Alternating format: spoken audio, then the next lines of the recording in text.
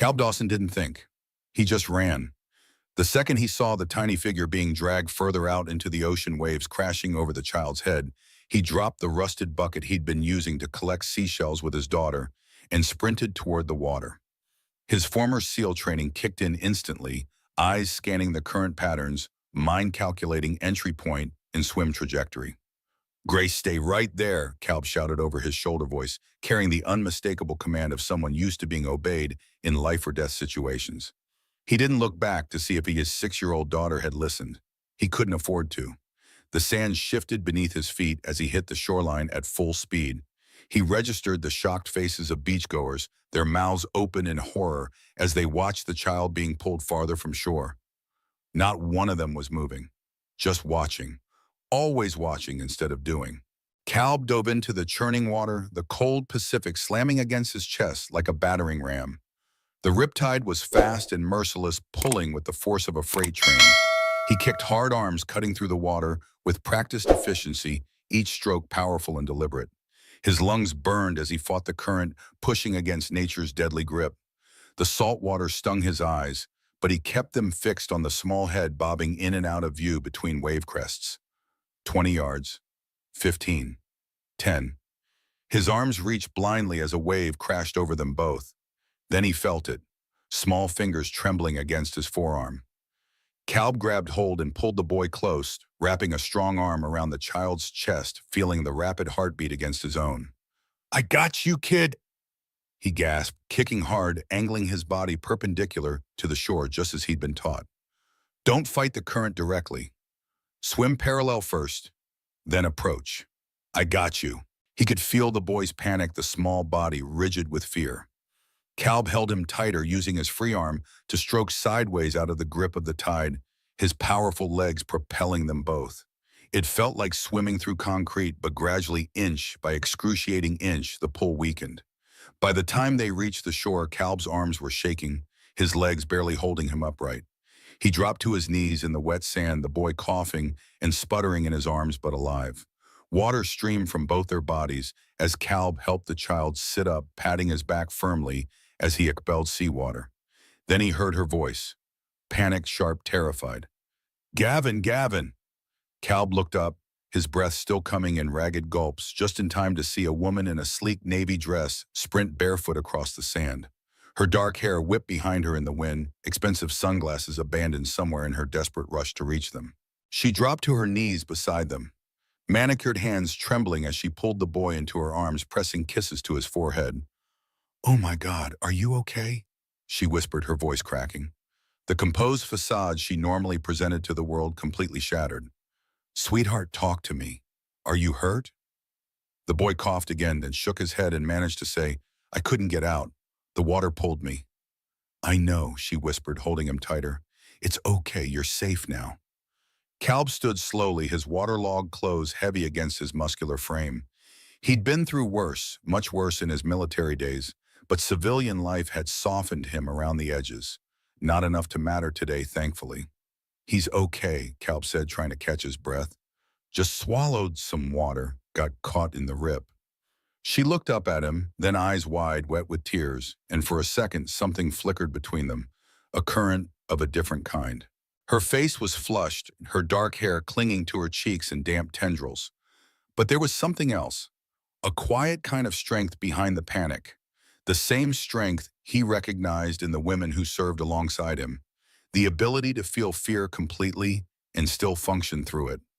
"You saved him," she said, standing still, holding her son's arms wrapped protectively around his shoulders. "You saved my little boy. I just did what anyone would have done." The words felt hollow even as he said them. He knew better. Most people wouldn't have done what he did. Most couldn't. "No," she said, her voice low, resolute. "Not everyone would have run into the ocean for a stranger." Calb didn't know what to say to that.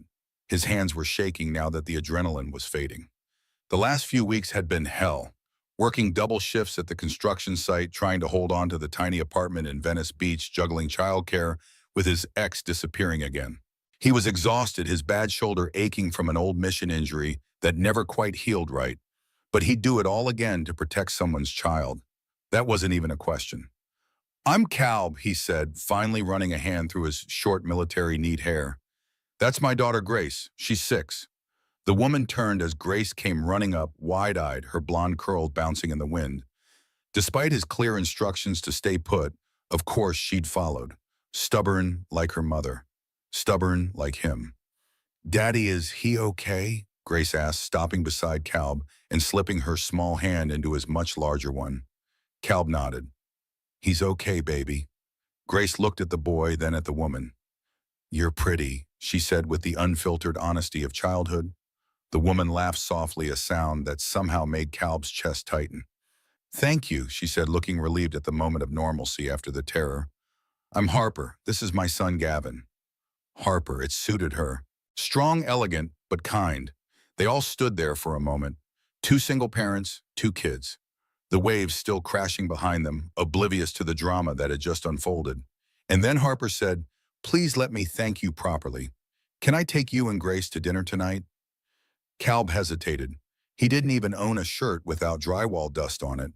You don't have to. I want to, she cut in gently. Her eyes, now dry, held his with unexpected intensity. Please. Grace tugged on his hand. Can we go, Daddy? I want spaghetti. He looked at his daughter, then at Harper, who was smiling, now her hands still resting protectively on Gavin's shoulders. Her eyes were calm again, but something in them lingered, a quiet curiosity, maybe even interest. All right, he said finally, but nothing too fancy. The last thing he needed was to feel more out of place than he already did. Harper's smile widened, revealing perfect teeth. Don't worry, I'll keep it casual, she said in a tone that made him instantly suspicious. That night, Calb stood on the sidewalk in front of a restaurant that had valet parking floor-to-ceiling windows and people wearing actual suits. This was her idea of casual. He glanced down at his cleanest jeans and button-up shirt, the only one without either paint or drywall dust ground into the fabric. He hadn't owned a tie in years, not since his last military formal. Grace was bouncing beside him in her favorite pink dress, the one she insisted on wearing to special occasions. Her hair was brushed and pulled back with a butterfly clip they had found in the bathroom drawer. This is like a castle, she whispered, eyes wide at the glittering lights inside. Harper stepped out of a black town car in a red dress that made every single man on the sidewalk turn their head. She wasn't just beautiful, she looked powerful. The kind of woman accustomed to walking into rooms and commanding attention without trying. Calb blinked. This is casual. She tilted her head, a teasing smile playing at her lips. It is for me. Gavin followed her out of the car wearing a small button-up shirt and slacks that probably cost more than Calb's entire wardrobe. The boy seemed different tonight, less frightened, more confident in this environment, his domain. They sat in a private corner booth, the kids sharing pasta, while Harper ordered wine for them both. Calb tried to hide how out of place he felt, but she noticed. Of course she did. She struck him as the type who noticed everything. You're uncomfortable, she said gently, sipping her wine. He shrugged. This place probably charges more for a steak than I make in a day. She leaned in slightly, voice lowered. You saved my son. Dinner's the least I can do. I didn't do it for a reward. The words came out sharper than he intended. I know, she said softly. That's why it matters. There was a pause, broken only by the children's laughter as they attempted to share a long strand of spaghetti mimicking something they'd seen in a cartoon. Then Harper added, You're a good dad. Calb blinked, caught off guard. It wasn't what people usually noticed about him. Usually they saw the calloused hands, the military bearing the quiet watchfulness. They rarely looked deeper. I try, he said finally. It's not easy. I get it. He looked at her curiously. Do you... Harper hesitated. The confident exterior faltered slightly, revealing something more vulnerable beneath. Then she said, I run a company. It's a lot, but I'm trying to be the kind of mom Gavin remembers for the right reasons. Not just the woman who's always on a call. He stared at her. You own a company. She nodded. Harper Caldwell, CEO of Caldwell Tech. Calb choked on his water. You're that Harper Caldwell, the woman whose company's military drone program he'd publicly criticized in a local newspaper interview just last month. The woman whose technology was revolutionizing defense systems, but also raising serious ethical questions among veterans, like himself. She laughed, seemingly amused by his reaction. That's usually the reaction. You're on magazine covers. I read about you in Forbes last month, and in the op-ed section of the Ocean Park Gazette, though he wasn't about to mention that part. What were the odds of all the children on all the beaches in Southern California he had to rescue the son of the woman whose company he'd publicly called out? She grinned. I'm also just Gavin's mom who forgot to reapply sunscreen and nearly had a heart attack on the beach. He shook his head, still stunned. I thought you were a lawyer or something. You don't look corporate. I'll take that as a compliment.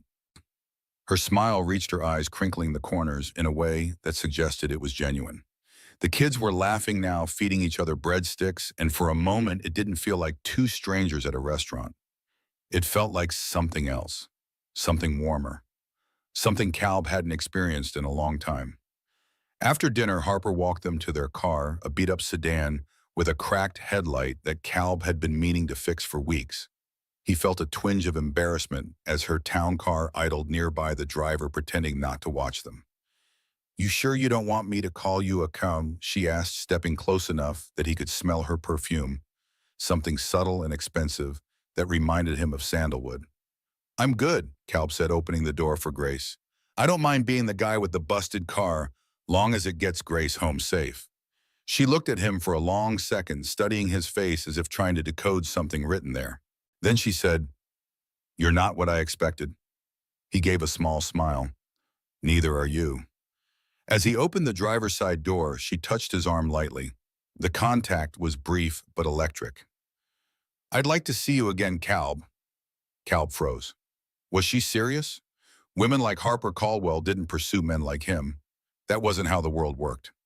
You what? I like you, Calb, she said, her directness catching him off guard. And Grace is amazing. Maybe we could try this again. Something simple. Park ice cream, whatever works. He stared at her, heart thumping uncomfortably in his chest. Was this some kind of elaborate thank you, or worse, pity? You're serious. I wouldn't say it if I wasn't. Her eyes held his unwavering. He looked at Grace in the back seat, already dozing off, her small head leaning against the window, and then back at Harper. He didn't know what this was yet, but something about her made him want to find out. All right, he said, let's see where this goes.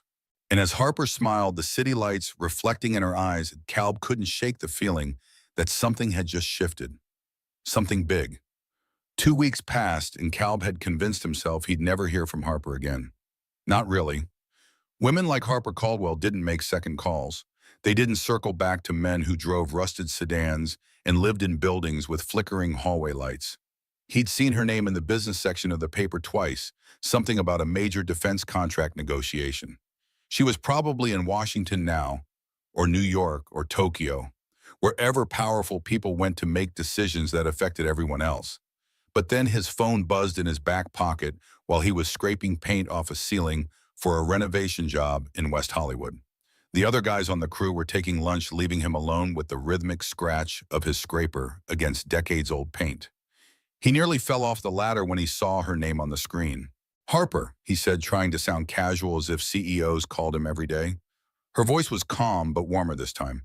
Does Grace like horses? He leaned against the ladder, squinting at the sunlight pouring through the window.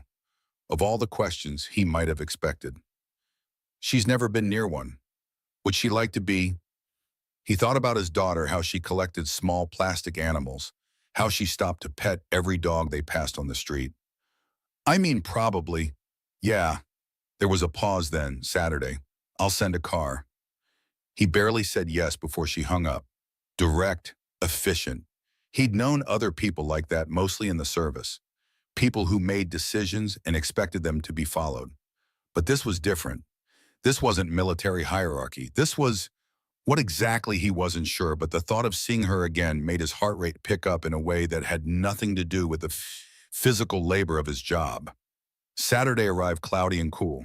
Grace was still brushing cookie crumbs off her overalls when the black SUV rolled up 5 minutes early.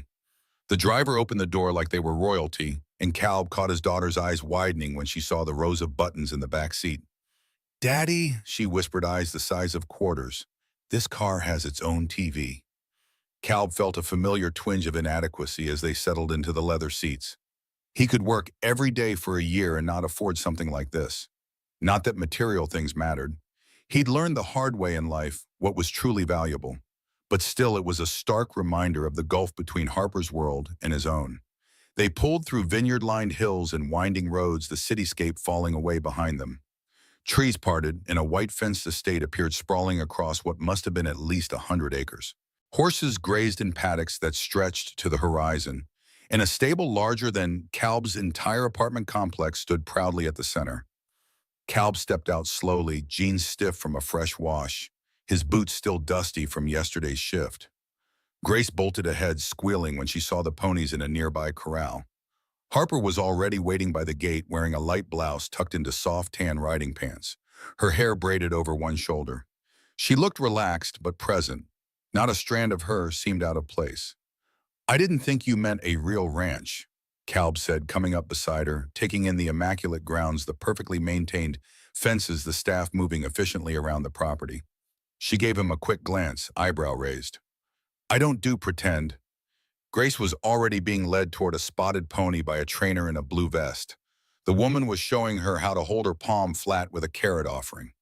Calb watched unsure. "She's never done anything like this." "She doesn't have to," Harper said, her voice gentle. "She can just watch if she wants, but something tells me she won't." He studied her. "You always this good with kids." Harper kept her eyes on Grace, who was now giggling as the pony's soft muzzle tickled her palm. "I wasn't. No." A shadow passed over her face, something melancholy that she quickly masked. He waited, but she didn't explain. Instead, she turned toward the stables and said, "Walk with me." They passed rows of stalls, some empty, others with horses calmly chewing hay or watching them with intelligent eyes. The air smelled of cedar shavings, leather, and sunlight. Calb kept his hands in his pockets, resisting the urge to touch anything. Everything here looked expensive, and he was acutely aware of his rough hands calloused from years of physical labor. "How long have you had this place?" he asked, trying to bridge the silence that had fallen between them. "I bought it last year," she said, running her fingers along a polished wooden beam. "It was either this or a yacht." He raised an eyebrow. "You don't strike me as the sailing type." "I'm not. Too much ocean, not enough control." That made him laugh, a genuine sound that felt unfamiliar in his throat, and she glanced sideways at him. A flash of amusement in her eyes before she looked away again. They reached a quiet paddock where a single horse grazed alone. Unlike the others, this one seemed less interested in their presence, keeping its distance while watching them warily. "That one's mine," she said, nodding. "His name's Rumor." Calb tilted his head. "Why that name?" "He doesn't like attention." He let that sit for a second, studying the animal's body language, the way it maintained precise awareness of them while pretending indifference. "Neither do you, I'm guessing." Harper's jaw shifted slightly, the only indication that his words had landed. "Not in the way most people mean it." They watched the horse for a while in comfortable silence. Then Calb asked the question that had been bothering him since that night at the restaurant. "Why me? You could have any guy you want. Why call me?" Harper didn't answer immediately. She stepped closer to the fence, resting her hand on the wood. Her fingers were elegant but strong. Not the manicured ornaments of someone who'd never worked, but the capable hands of someone who built things, even if those things were companies rather than structures. "Because you didn't ask or anything, not even a thank you. You just acted," she said finally. "And because you looked at me like I was a person, not a headline." He wasn't sure what to say to that. Compliments didn't usually come wrapped in honesty like that. Most people wanted something when they said nice things. What did she want? "I guess I just thought you deserved to be seen too," she added, her voice softer. The words hit harder than he expected. How long had it been since anyone had really seen him? Not as a former SEAL, not as a construction worker, not as Grace's dad, but just as himself. Years, maybe. Not since before his injury, before the divorce. They rejoined the kids, who were now feeding apples to a gentle mare. Grace was giggling, her cheeks flushed with excitement. Gavin stood nearby, watching her with quiet amusement, his hands still dusty from the feed bucket. He seemed more comfortable here than he had at the restaurant, more like a regular kid and less like a miniature businessman. Harper crouched to tie Gavin's shoelace and murmured something that made him laugh. Calb watched her how natural she looked when she wasn't surrounded by glass offices and executive assistants. He wondered how often she let herself be this version of Harper. Later, she insisted they stay for lunch. The outdoor table overlooked the hills covered with simple dishes, grilled vegetables, fresh bread, roasted chicken. Nothing fancy, but everything tasted like it came from a place that wasn't rushed. Food made with attention. Calb reached for the lemonade pitcher. "You do all this every weekend?" "No." Harper's voice was quiet, a note of regret creeping in. "Most weekends I'm in meetings or on flights or putting out fires in boardrooms." "So why now?" he couldn't help asking. "What made this weekend different?" She looked at him, her tone more serious than before. "Because I've been missing things, important things, and I don't want to miss them anymore." He didn't ask what she meant.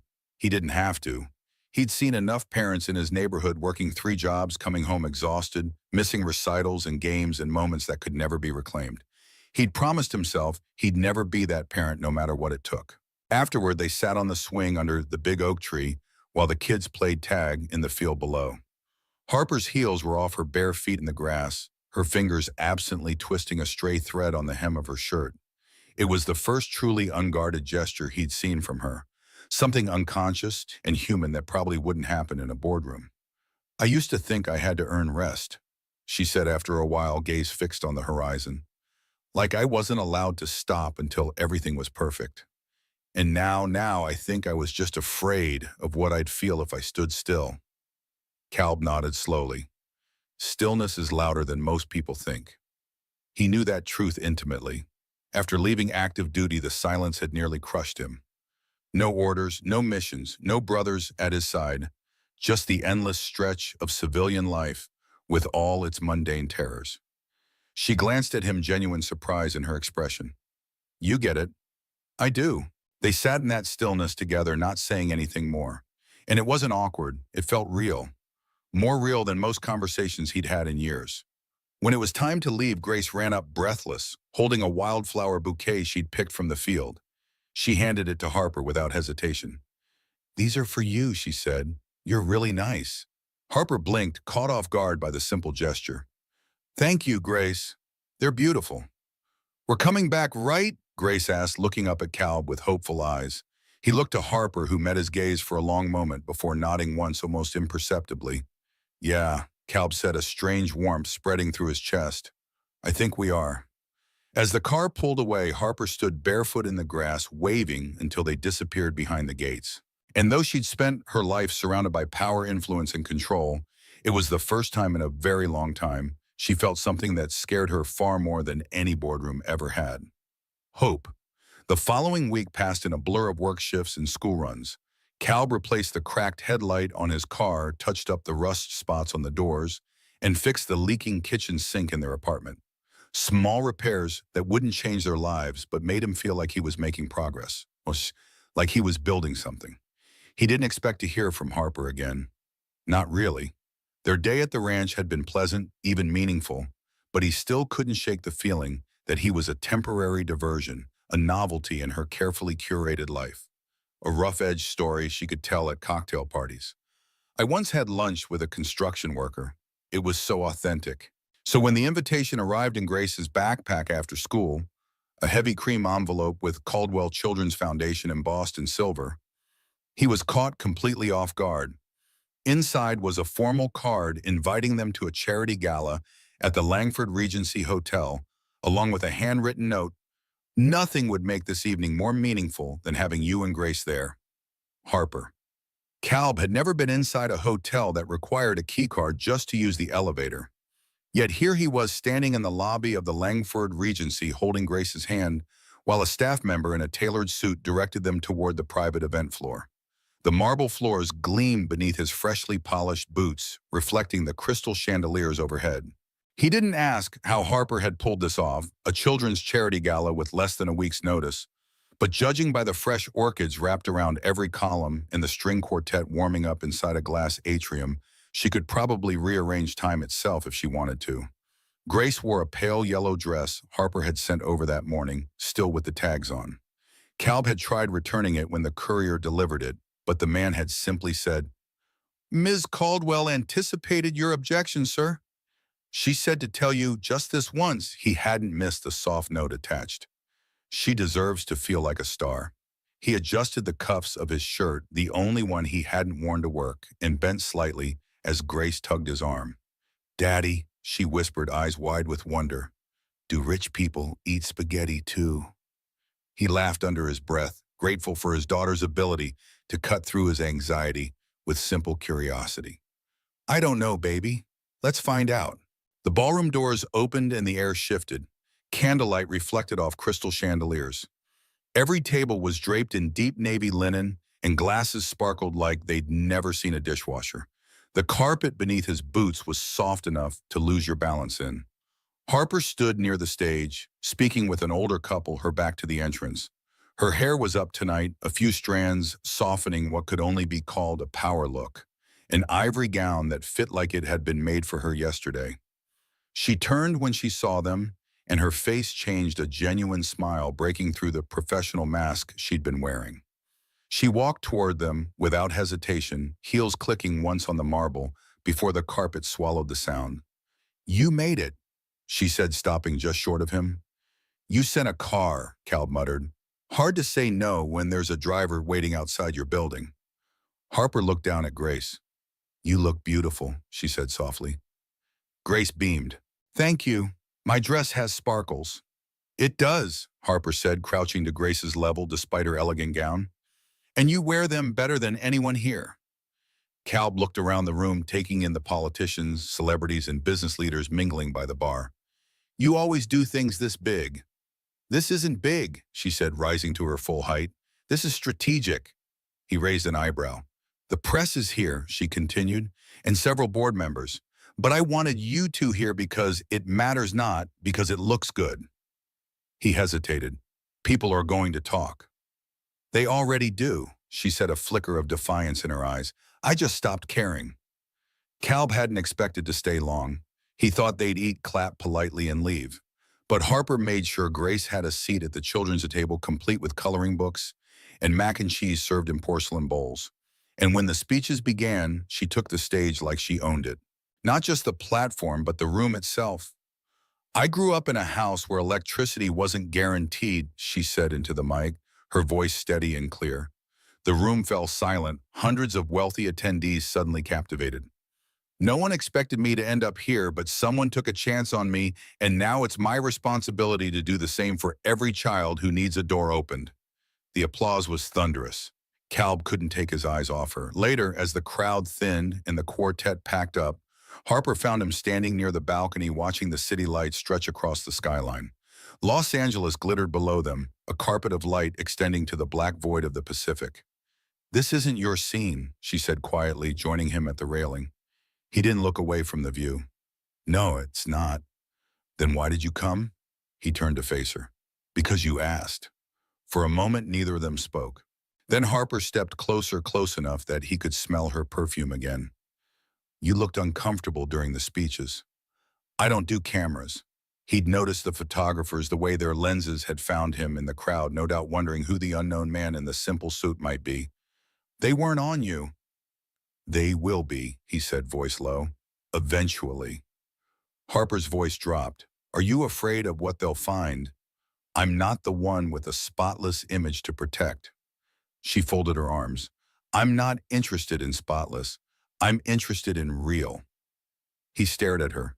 Was she being serious? Did she understand what she was saying? You say that now, but what happens when someone digs up my custody battle or the fact that I haven't paid off my truck? What happens when your board starts whispering about the construction worker with no degree who showed up on your arm? Harper didn't flinch. Then I'll remind them that I own 51% of the company and I don't need permission to care about someone. Calb inhaled slowly, the weight of her words settling between them. This isn't just a fling to you. No, she said simply. Is it to you? He shook his head. It stopped in being that the second Grace asked if we'd see you again. Harper's shoulders softened. She's special. She doesn't trust easily, he said, thinking of how long it had taken Grace to warm up to her teachers, to the other kids at school after the divorce. So if she lets you in, that means something. I don't take it lightly. Kalb searched her face for a lie and found none. In his line of work, both military and construction, he developed a knack for spotting deception. People lied about structural integrity, about timelines, about costs. But Harper's gaze was steady, transparent in a way that caught him off guard. "I want to know more," she said. "About you, about Grace, about what your life really looks like when it's not covered in evening gowns and six-figure donors." "It isn't pretty," he warned. "I'm not afraid of messy." He was quiet for a moment. Then he said, "Grace has a dance recital next weekend. It's in a school gym. The chairs are plastic and the air conditioner barely works." Harper smiled. "Send me the time." He looked at her, really looked at her. And for the first time since they met, he let himself think about what it would mean if this wasn't temporary. If Harper Caldwell, CEO of Caldwell Tech, featured in Forbes and Fortune, actually wanted something real, with Kalb Dawson, former Navy SEAL, current construction foreman, perpetually worried single father. The drive home was quiet. Grace fell asleep before they hit the freeway, her sparkly shoes dangling off the edge of the seat. Kalb watched her in the rearview mirror, then turned his eyes back to the road where the lights of downtown blurred into gold and white streaks. He wasn't sure how this story would end, but for the first time in a long time, he wanted to find out. Frank Martinez was waiting when Kalb arrived at the job site Monday morning, his weathered face creased with concern. They'd served together in the SEALs, survived firefights and sandstorms and months of deployment. Now they built houses instead of clearing them, a change both men found healing in its own way. "You're in the damn paper," Frank said without preamble, slapping a folded copy of the Los Angeles Times business section against Kalb's chest. "Society pages." Kalb's stomach dropped as he unfolded the newspaper. There it was, a photo of him and Harper on the balcony of the Langford Regency, caught in what looked like an intimate moment. The caption read, "Caldwell Tech CEO Harper Caldwell with mystery guest at Children's Foundation Gala." "Mystery guest?" Kalb muttered. "That's me." Frank crossed his arms. "You gonna explain how you ended up at a black tie event with the woman whose company you publicly criticized last month? The same company that's bidding on the military drone contract you said was ethically questionable. Her kid was drowning. I pulled him out. She said thank you." Kalb folded the paper and shoved it into his back pocket. "It's not complicated." "Looks complicated from here." Frank's eyes narrowed. "Be careful, brother. People like her live in a different world. They don't think like us." Kalb grabbed his tool belt from his truck. "Let's just get to work. We've got rafters to frame." The day passed in a blur of sawdust and sweat. Kalb worked harder than usual, driving nails with more force than necessary, as if physical exertion could somehow clear his mind. By mid-afternoon, they had made good progress on the luxury home's second story when his phone buzzed in his pocket. Harper. "I'm sorry about the newspaper," she said without a greeting. "I should have warned you there would be photographers." Kalb wiped sweat from his brow, stepping away from the noise of the nail guns. "It's fine." "It's not. I respect your privacy." She paused. "How's Grace?" "She's good. Won't stop talking about the horses." He hesitated. "Harper, what are we doing here?" "Getting to know each other," she said simply. "Like normal people." He almost laughed. There was nothing normal about this situation. "I'm on a construction site covered in sawdust. You're probably in some glass office making million-dollar decisions. I'm actually in my car heading to a meeting I'm dreading with investors who care more about quarterly profits than long-term impact." She sighed. "And I'd much rather be covered in sawdust right now." Something in her voice, a weariness he recognized, made him soften. "The recital's at 6 on Saturday. Grace goes on around 7. It'll be hot and crowded and nothing like your gala." "I'll be there," she promised. "And Kalb, I meant what I said last night." After they hung up, Frank appeared beside him, eyebrow raised in question. "Not a word," Kalb warned. Frank raised his hands in mock surrender. "I didn't say anything." Then more seriously, "Just watch yourself. Remember what happened with Jennifer." As if he could forget. His ex-wife had swept into his life like a hurricane, all passion and promises, then left the same way once military life proved less glamorous than she'd imagined. Once his injury had changed their plans. Once Grace had become more responsibility than she'd bargained for. The rest of the week passed in a blur of routine. Work, pick up Grace, homework, dinner, bed. Repeat. Harper texted occasionally, nothing intrusive, just small observations about her day or questions about his. It felt surprisingly normal despite the extraordinary circumstances of their meeting. By Saturday evening, Calb stood in the hallway of Grace's elementary school, his hands clasped tightly behind his back, eyes fixed on the double doors leading to the auditorium. The smell of cafeteria pizza still lingered in the air, and the hum of parents chatting filled the space around him. Folding chairs scraped against the gym floor as families found their seats. He glanced at his watch. Harper was late. He wasn't sure why that mattered more than it should. Maybe because Grace had saved her a seat in the front row. Maybe because she'd whispered earlier that Harper would definitely come the same way she whispered when she wanted to believe something before it was true. The doors opened. Harper stepped, in heels in hand, her flats already on black slacks and a pale blouse tucked neatly beneath a short trench. Her hair was swept back loosely, a few strands undone from the wind. She spotted Calb instantly. "I ran out of a meeting mid-sentence," she said as she approached. "My assistant looked like he might cry." "You made it," he said, relief washing over him. "I said I would." He nodded suddenly, unsure what to do with his hands. Should he hug her or shake her hand? Neither seemed right. Harper solved the problem by gently touching his arm. "Grace is in the back with the other kids." "Yeah, she's nervous. She gets stage fright." Harper's eyes softened. "Then I'll clap the loudest." They slid into the front row just as the lights dimmed. The first few acts passed in a blur of shaky tambourines and offbeat clapping. Then Grace stepped onto the stage. Her dress was simple, her hair in a high ponytail. She didn't look toward the audience until the music started. Calb held his breath.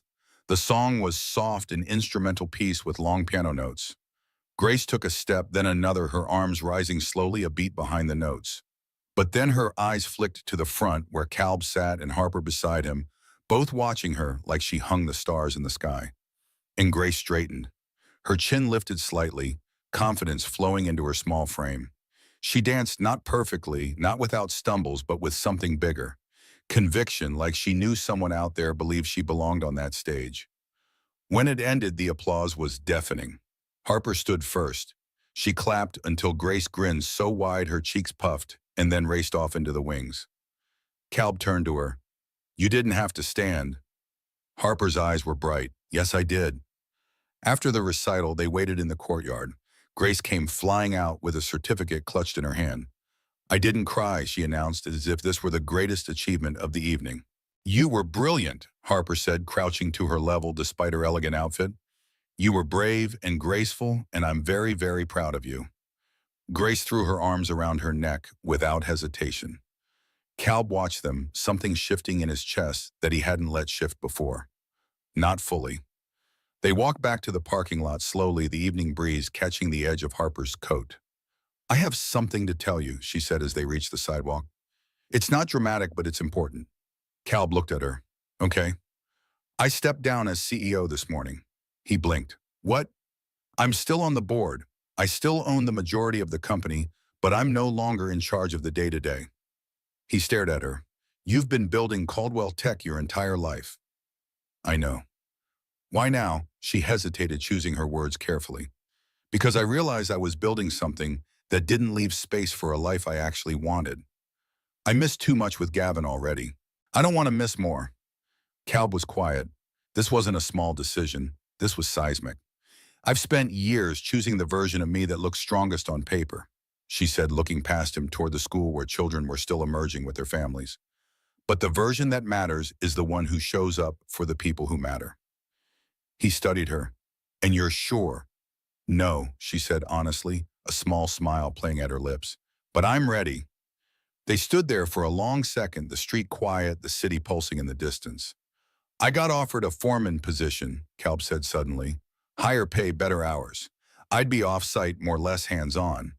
And I said yes. Her brows lifted just slightly. "For the same reason?" "For the same reason," he confirmed. "I want to build something that doesn't mean coming home too tired to help with homework." Their eyes met, understanding passing between them like an electric current. "Do you want to come over for dinner?" he asked, surprising himself with the invitation. "It's not a vineyard or a five-star rooftop, but Grace wants to make spaghetti, and she's very proud of her garlic bread." Her answer came without hesitation. I'd love to. The apartment was small. The floor creaked in the hallway. The kitchen light flickered if you leaned on the counter too hard. But there was warmth, real warmth in the way Grace stirred sauce with mismatched oven mitts and insisted Harper sit at the table like a very important guest. Harper didn't complain once when pasta sauce splashed on her sleeve. She helped set the table, listened to Grace's retelling of the performance 3 times, and asked thoughtful questions about each part. When Grace fell asleep on the couch, curled in a blanket with tomato sauce on her cheek, Harper looked at Calb over the rim of her water glass. "I've been to events with heads of state," she said, her voice low enough not to disturb the sleeping child. "But this is the best night I've had in years." "You mean that?" "I do." He leaned forward. "What happens now?" She reached for his hand across the table, her fingers warm against his. "We stop pretending we live in different worlds. You're not worried it'll be messy." "I'm counting on it." He smiled, a quiet, steady kind of smile that hadn't come easy in the last few years. "Does this mean we're doing this?" "Yes," she said, squeezing his hand. "We're doing this." When she kissed him, it wasn't in the middle of some grand ballroom or under a chandelier. It was right there in a kitchen that smelled like garlic and love, while a child snored softly in the next room. It wasn't perfect. It was better. And it was just the beginning. The morning sun filtered through the windows of Calb's apartment, casting long golden streaks across the hardwood floor. Harper stood at the stove barefoot, hair damp from the shower, carefully flipping pancakes while humming softly under her breath. The apartment was quiet except for the sizzle of batter and the distant sound of cartoons coming from the living room. Gavin and Grace were curled up on the couch, trading bites of cereal and giggling over a dog chase in their show. It had been 3 weeks since the recital, and somehow these Sunday mornings had become a tradition. Harper would bring Gavin over early sometimes, with fresh groceries, sometimes with just themselves, and they'd make breakfast together while the kids bonded over cartoons and coloring books. Calb leaned against the door frame, arms crossed, watching her with a quiet kind of awe. This woman who commanded boardrooms and managed billion-dollar decisions was in his kitchen, making pancakes like she'd been doing it all her life. "You know," he said, voice still rough from sleep, "I've never seen someone flip pancakes like they're closing a business deal." Harper turned, spatula in hand, eyebrow arched in challenge. "Precision matters, even in breakfast." He stepped closer, brushing a stray hair from her face. Her skin was warm under his fingers. "You could have stayed in your penthouse, had your chef make whatever you wanted." "I didn't want to." She slid a perfect golden pancake onto the growing stack. "I wanted to be here." "You're not exactly blending in," he said, glancing around his modest kitchen with its chipped countertops and mismatched appliances. "Good," she said firmly. "I'm not trying to." She plated the pancakes and turned off the stove, then leaned back against the counter, folding her arms. Something more serious crossed her face, a shadow of concern he'd grown to recognize. "Gavin's therapist said he's been more open in the last 2 weeks than in the last 6 months combined," she said quietly. "He's smiling more, eating better, sleeping through the night." Calb's expression softened. "Because of Grace. Because of all of us?" She said, her voice steady but vulnerable. "Because the bond in them." She gestured to the space between them, to the apartment, to the sounds of children laughing. "What we've built, it's starting to feel like home to him." He hesitated, the weight of her words settling between them. "Have you thought about what that means?" "I have," she said, meeting his gaze directly. "And I want to make it real." He held her gaze. "How real?" "I want us to live under one roof, all 4 of us." Calb took a deep breath. This wasn't a small step. This was changing everything. "That's not a small decision." "I know. That's why I'm not asking you to move into my world." Her voice dropped, becoming more urgent, more personal. "I want to build one that's ours." Calb nodded slowly, considering. The past few weeks had shown him a side of Harper he never expected. Someone who could laugh at spilled juice, who didn't mind when Grace used her expensive handbag as a fort for stuffed animals, who stayed up late helping him repair the bathroom sink when it started leaking at midnight. "We'd need space for the kids, for your horses." The practical concerns tumbled out before he could stop them. "I already started looking," she said, a slight smile playing at her lips. "Outside the city near the coast. Enough land for the kids to run. A barn for Rumor." She paused. A workshop for you. He blinked. A workshop? You love working with your hands. I thought you might want to build something of your own. She said it so simply as if it were the most obvious thing in the world. He stepped back, staring at her. You thought of everything. I thought of you, she said, reaching for his hand, and what you might want if you weren't always carrying the weight alone. The timer on the oven dinged and she moved to pull out the cinnamon rolls she'd slid in earlier. Calb followed, wrapping his arms around her waist from behind as she set the tray down. The sweet scent of cinnamon and sugar filled the kitchen, warm and comforting. You scare me sometimes, he said quietly, his chin resting on her shoulder. Why? Because you see things in me I never thought someone would. She turned in his arms, resting her forehead against his. That's how I know it's real. The moment was interrupted by Grace's excited voice. Daddy, the pancakes are getting cold. Later that afternoon, they drove out to the edge of Malibu to a property nestled behind cedar trees and wild lavender. It had a wraparound porch, weathered but solid, with views of the ocean in the distance. A vegetable garden, half-grown and forgotten, stretched to the south. Behind the main house stood a barn that needed repairs but had good bones, something Calb noted immediately, his contractor's eye assessing the structure. The real estate agent handed Harper the keys with a knowing smile and stepped aside, giving them space to explore. Take your time. I'll wait by the car. The four of them walked through the house slowly. The hardwood floors creaked pleasantly beneath their feet. Light poured through large windows, illuminating dust motes dancing in the air. The kitchen was dated but spacious.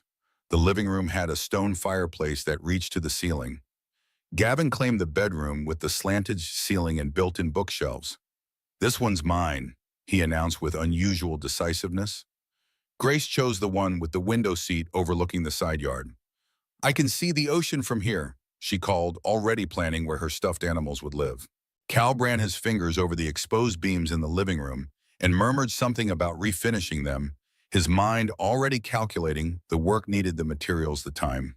It was a project house, not the turnkey luxury Harper was used to, but he could see the potential in every worn floorboard and chipped tile. Harper didn't say a word until they reached the backyard, where the ocean shimmered faintly in the distance, a sliver of blue between the hills. This is the one, she said with quiet certainty. Calb looked at her. It needs work, lots of it. It's not perfect, she said, watching the children explore the overgrown garden, but it's ours to make perfect. Calb looked around, then back at her. The woman who could have bought any mansion in Los Angeles wanted this. A fixer-upper with character, with history, with space for all of them to grow. You're not afraid. I've been afraid for a long time, she said, stepping closer to him. But not of this, not of you. He pulled her close, kissing her slowly, deeply, the kind of kiss that felt like a promise. When they finally broke apart, she whispered against his mouth, "Marry me." He blinked. You serious? I am. You're proposing to me. He couldn't keep the surprise from his voice. I'm asking you to build a life with me. All of it. No secrets, no safety nets. Her eyes held his unwavering. He stared at her, speechless. This wasn't how he had imagined this moment. Not that he'd imagined it much. But if he had, he certainly wouldn't have pictured himself as the one being asked. She added with a hint of amusement, I already have a ring. It's in the glove box. He laughed, stunned by her boldness, her certainty. Everything about Harper was deliberate, planned with precision. Even this. Harper, say yes, he said, finally turning her own question back on her. He didn't hesitate. Yes. 2 weeks later, Frank sat across from Calb at a small diner near their job site, coffee cooling between them. The older man's weathered face was set in lines of concern. You barely know her, he said, not for the first time. 6 weeks, Calb. 6 weeks and you're moving in together. Buying property. What about Grace? Calb took a sip of his coffee. Grace loves her. Loves Gavin, too. Kids adapt, Frank said grimly. Doesn't mean it's right. What's this really about, Frank? Calb set his mug down. You've been against this from day one. Frank leaned forward, lowering his voice. I've been doing some digging. That military contract Caldwell Tech was bidding on, the one you spoke out against. She pulled the company from consideration 2 days after meeting you. Cost them millions. Calb felt something cold slide down his spine. What are you saying? I'm saying it's convenient, too convenient. Frank pulled out his phone showing Calb a news article. And now there's this. The headline read, Caldwell Tech acquires River Creek property for new research facility. The location was just 10 miles from where they were sitting. So companies buy property all the time. River Creek was owned by Southfield Development. Ring any bells? Frank's eyes narrowed. They're the ones who supplied those substandard materials that nearly got you killed when that support beam collapsed. Calb sat back, mind racing. Harper had never mentioned this. Could be coincidence. Or she could be using you, Frank said bluntly. The timing's too perfect. She meets you, finds out you're connected to the property her company wants, gets close to you, then buys out the company that nearly killed you. Sounds like corporate chess to me. You don't know her, Calb said, but doubt had crept in, unwelcome and persistent.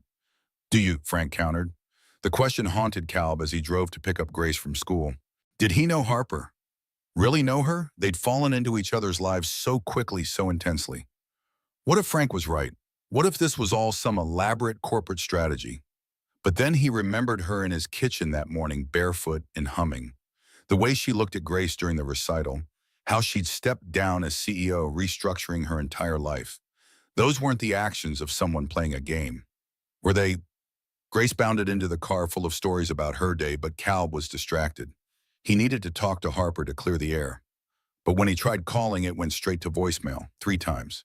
By evening, his unease had grown. Harper was supposed to come over with Gavin, but she'd texted that they'd be late, something about an emergency meeting. When they finally arrived, Calb noticed immediately that something was wrong. Harper's face was drawn, her usual composure fractured. Gavin went straight to Grace's room without his usual enthusiasm. What happened? Calb asked once the children were out of earshot. Harper sank onto the couch looking more exhausted than he'd ever seen her. Victor Sloan happened. Who called him? Board member, the one who wanted the military contract I pulled. She rubbed her temples. He's challenging my decision to step down, claiming I've become emotionally compromised and unfit to remain as chairwoman. Calb sat beside her. Because of me. Partly, she admitted, but mostly because of the Southfield acquisition.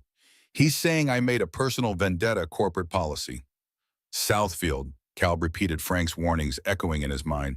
The company that made those faulty supports. Harper looked at him sharply. How did you know that? Frank told me, today. He held her gaze. Why didn't you? She exhaled slowly. Because I didn't want you to think exactly what you're thinking right now. And what am I thinking? That I'm using you. Her voice was steady but hurt. That this is all some elaborate corporate scheme. Calb was silent, the accusation hanging between them. I bought Southfield because they've been cutting corners for years, endangering workers like you, she said finally. But I didn't know they were the ones who supplied your site until after I started the acquisition. And by then we were already, she gestured between them. Already what? He pressed. Already real. Her eyes met his unflinching. I should have told you. I know that. But I was afraid you'd react exactly like this. Calb stood pacing the small living room. It's a lot to process, Harper. 6 weeks ago, I didn't know you existed. Now we're buying a house together, planning a future, and I find out you've been making business decisions that directly connect to my life without telling me. I know how it looks, she said quietly, but I've been transparent about everything else. Where I am, what I'm doing, who I'm with. She stood moving toward him. Ask me anything. Right now, I'll tell you the truth. He stopped pacing, studied her face. Why me really? With everything going on in your life, why choose this? Choose us. Because you're the first person in my entire adult life who saw me as Harper, not as a sew or a Forbes cover or a business strategy. Her voice cracked slightly. Because Grace looks at me like I matter, much like what I can provide. Because Gavin smiles now, really smiles. She took a deep breath. And because when I'm with you, I don't feel like I'm performing anymore. I feel like I'm living. Calb wanted to believe her. Everything in him wanted to trust the emotion in her voice, the sincerity in her eyes. But doubt, once planted, grew like a weed. I need time, he said finally, to think. Harper nodded, hurt flashing across her face, but quickly masked. I understand. She gathered her purse, called for Gavin. For what it's worth, I've never lied to you, not once.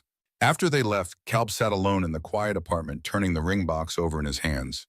The one Harper had given him 2 weeks ago, containing a simple platinum band. No diamonds, no flash, just like she knew he would want. Had she known or had she calculated? His phone buzzed with a text from Frank. Check your email, sent you something important. The email contained property records for the Malibu house they'd visited. It had been purchased 3 months ago by a subsidiary of Caldwell Tech, long before Harper had met him, before she'd saved Gavin from the riptide. Cold certainty washed over him. He'd been played.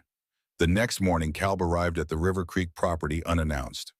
The security guard recognized him, one of the guys from the site where the beam had collapsed, and waved him through with a sympathetic nod. Ms. Caldwell said you might stop by. She's in the main office. Harper was standing over architectural drawings spread across a makeshift desk, her hair pulled back, dressed more casually than he'd seen her for work, jeans and a simple blouse. She looked up when he entered, surprise and then wariness crossing her face. The property records, he said without preamble. You owned the Malibu house before we met. She straightened, resigned. Yes. So this whole thing, us looking at it together, the kids choosing rooms, that was all theater? No, She stepped toward him, stopping when he backed away. I bought it 3 months ago as a personal refuge, somewhere I could escape to when the pressure got too much. I hadn't even shown it to Gavin yet. Her eyes pleaded with him to understand. But when we started getting serious, I realized it would be perfect for all of us. I wasn't manipulating you, Kalb. I was hoping. Hoping what? His voice was hard, protective. Hoping you'd love it as much as I did. That you'd see what I saw, a place we could build something real. She gestured to the blueprints. And this is going to be a veteran training center for construction engineering technical skills, with priority hiring for the project's Caldwell Tech funds. Kalb stared at the plans, recognizing the thoughtful design, the accessibility features, the practical workspace layouts. It was exactly the kind of place he'd talked about wishing existed when he'd left the service. Somewhere that valued the skills men like him brought to civilian life. You're building this because of me, P, he said, the realization dawning slowly. I'm building this because it's the right thing to do, she corrected. But yes, knowing you showed me how urgent the need is, how many more men like you are out there with skills and discipline and nowhere that values them properly. He looked at her, really looked at her, the woman who'd stepped down from running a global company, who made pancakes in his kitchen, who'd seen his daughter dance and stood up first to applaud. I don't know what to believe anymore, he admitted. Believe this, she said, moving closer. This time he didn't back away. I love you, Kalb Dawson. I love your daughter. I love the life we've started building. And I've made mistakes, big ones, by not being completely transparent. But none of that changes how I feel. It was the first time either of them had said those words. I love you. They hung in the air between them, weighted with significance. Before he could respond, the door burst open and Victor Sloan strode in, flanked by 2 men in expensive suits. He stopped short at the sight of Kalb. Well, this is convenient, he said, his voice dripping with condescension. Ms. Caldwell and her inspiration, together at the sight of her latest impulsive project. Harper's posture changed instantly, steel replacing vulnerability. This meeting isn't until 11, Victor. You're early. I thought a surprise inspection might be enlightening. Victor's eyes traveled over Kalb dismissively. Mr. Dawson, isn't it? The construction worker whose interview in that little beach paper caused such a stir, the one who called our military program morally bankrupt. Kalb said nothing, measuring the man before him. Expensive suit, manicured hands, the swagger of someone who'd never had to earn respect through anything but money. What do you want, Victor? Harper's voice was ice. The board has concerns about this project. He gestured around them. Spending millions to train, what ex-soldiers to hammer nails. It's not exactly cutting-edge technology. Kalb felt his jaw tighten. These ex-soldiers keep this country running while men like you play with spreadsheets. Victor smirked. And here I thought Miss Caldwell was the one with the bleeding heart. Seems she's found her match. The veteran program stays, Harper said firmly. It's already approved and funded. For now, Victor's smile didn't reach his eyes. But after tomorrow's vote, when I replace you as chairman, well, priorities change. He turned to leave, then paused. Oh, and Mr. Dawson, I'd be careful about getting too comfortable in this world. People like us, he gestured between himself and Harper. We play a different game than people like you. Harper might be slumming it for now, but eventually she'll remember where she belongs. After he left, silence filled the room. Calb could feel Harper watching him waiting. Is that what this is? He asked quietly. Slumming it. You know it's not. She moved to stand in front of him. Victor's threatened because he doesn't understand what I see in you. He can't comprehend valuing anything beyond power and status. And what do you see in me? His voice was rough with emotion. Everything I wish I was, she said simply. Honest, grounded, real. She took his hands in hers. You build things that last, Calb.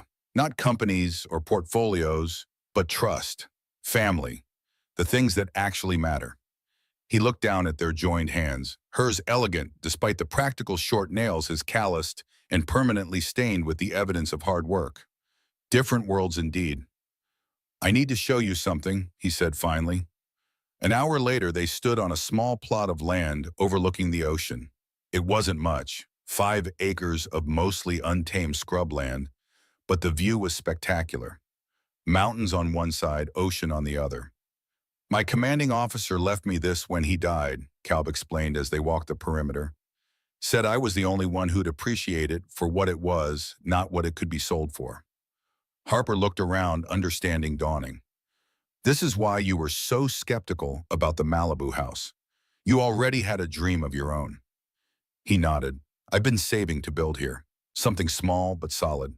A place for Grace to grow up that's ours. He hesitated. It's not much compared to what you're used to. It's beautiful, she interrupted. It's you. They stood in silence watching the waves crash against the cliffs below. Finally, Calb turned to her. I'm still angry you didn't tell me about Southfield, about the house. I know. And I'm worried this is all happening too fast, that we're rushing into something we might regret. That's fair, she said, though he could see it wasn't the answer she'd hoped for.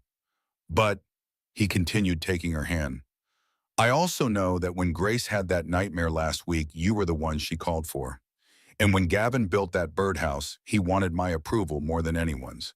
He took a deep breath. So maybe the 4 of us are already a family, whether we're ready to admit it or not.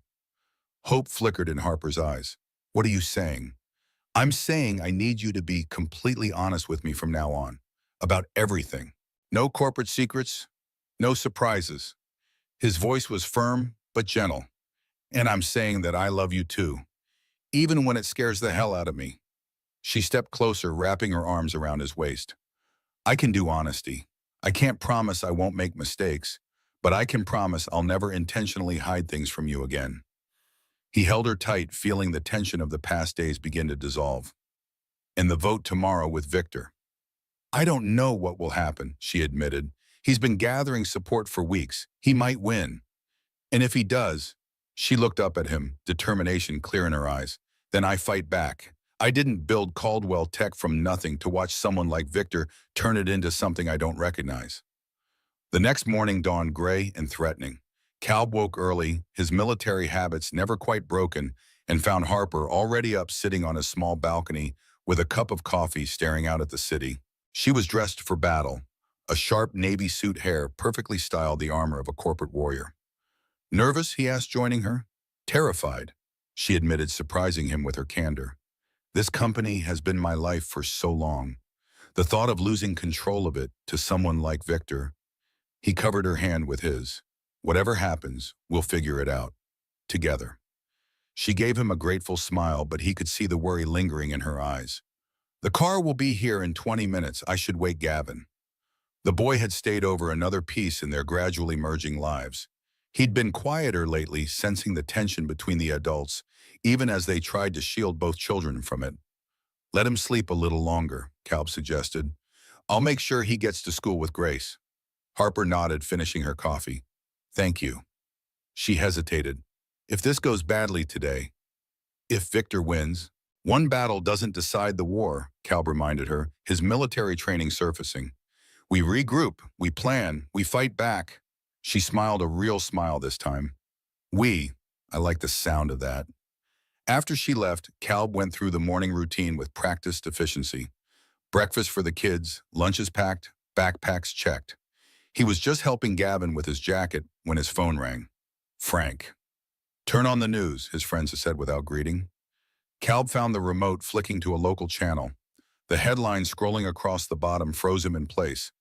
Caldwell Tech shares plummet amid fraud allegations. The reporter's voice filled the small living room. Anonymous source has provided documents suggesting that Caldwell Tech CEO Harper Caldwell misrepresented financial data to secure the Southfield acquisition. The SEC has announced an immediate investigation. Daddy, why is Harper on TV? Grace asked, peering at the screen where Harper's corporate headshot was displayed next to the scrolling text. It's just grown-up business stuff, he said, trying to keep his voice level. Time for school, kiddos. After dropping the children off, Kalb tried calling Harper repeatedly. No answer. He tried her assistant, her driver, even Caldwell Tech's main number. Nothing but voicemail and hold music. By noon, he was frantic enough to drive to Caldwell Tech headquarters himself.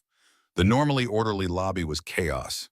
Security guards holding back reporters, employees huddled in worried groups, phones ringing unanswered at the reception desk. I need to see Harper Caldwell, he told the harried security guard. Join the club, buddy, the man replied without looking up from his clipboard. Nobody's seeing Ms. Caldwell today. I'm family, Kalb insisted, the word feeling strange and right at the same time. The guard finally looked at him, recognition dawning. Wait, you're the guy from the papers, the contractor. Before Kalb could respond, a voice called from across the lobby. Mr. Dawson, Harper's assistant, a young man with a perpetually worried expression, hurried over. Thank God you're here. She won't listen to anyone else. He lowered his voice. She's in the executive conference room. 17th floor. I'll take you up. The elevator ride was tense, the assistant filling him in on the morning's events. Victor released those documents right before the board meeting. It was a setup. The allegations are completely false, but the damage is done. The vote has been postponed, pending investigation, but what? Kalb pressed as they reached the upper floor. But she's lost confidence. I've never seen her like this. The conference room door was closed, blinds drawn. The assistant knocked softly, then stepped back. Good luck, he whispered before retreating. Kalb entered to find Harper alone at the end of a massive table, surrounded by scattered papers and a laptop showing cascading stock prices in angry red. She looked up, surprised momentarily, replacing the defeat on her face. Kalb, how did you get in here? I'm persuasive, he said, crossing to her. What happened?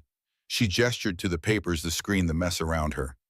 Victor happened. He fabricated documents suggesting I manipulated financial data to justify the Southfield purchase.